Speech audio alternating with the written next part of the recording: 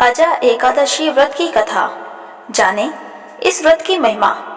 भाद्रपद कृष्ण पक्ष की एकादशी अजा या कामिका एकादशी के नाम से जानी जाती है। इस दिन की एकादशी के दिन भगवान श्री विष्णु जी की पूजा का विधान होता है। इस वर्ष अजा एकादशी 10 सितंबर 2023 को मनाई जाएगी। इस दिन रात्रि जागरण तथा व्रत करने से व्यक्ति के सभी पाप दूर होते हैं। अजा एकादशी का व्रत करने के लिए व्रत संबंधी कई बातों का ध्यान रखना चाहिए। 10वीं तिथि की रात्रि में मसूर की दाल खाने से बचना चाहिए। इससे व्रत के शुभ फलों में कमी होती है।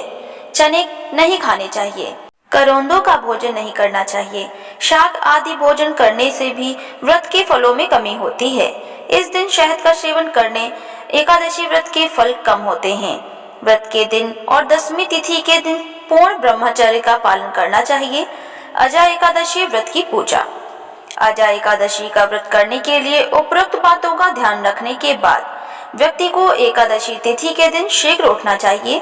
उठने के बाद नित्य क्रिया से मुक्त होने के बाद सारे घर की साफ सफाई करनी चाहिए और इसके बाद तिल और मिट्टी के लेप का प्रयोग करते हुए कुशा से स्नान करना चाहिए। स्नान आदि कार्य करने के बाद भगवान श्री विष्णु जी की पूजा करनी चाहिए।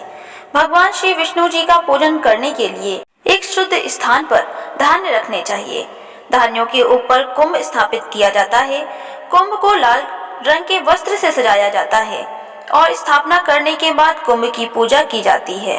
इसके पश्चात कुंभ के ऊपर श्री विष्णु जी की प्रतिमा स्थापित की जाती है।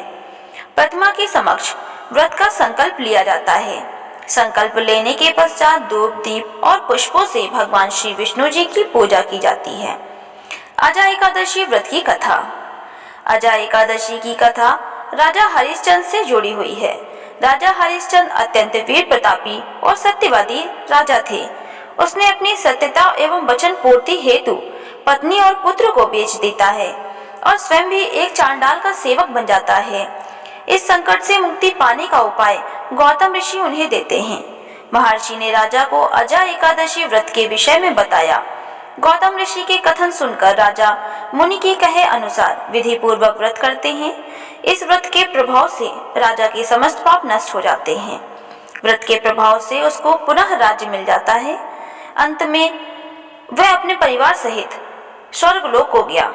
यह सब अजा एकादशी के व्रत का प्रभाव था। जो मनुष्य इस व्रत को विधि विधान पूर्वक करते हैं तथा रात्रि में जागरण करते हैं, उनके समस्त पाप नष्ट हो जाते हैं और अंत में स्वर्ग को जाते हैं। इस एकादशी की कथा के श्रवण मात्र से ही अश्वमेध यज्ञ के समान फल मिलता है।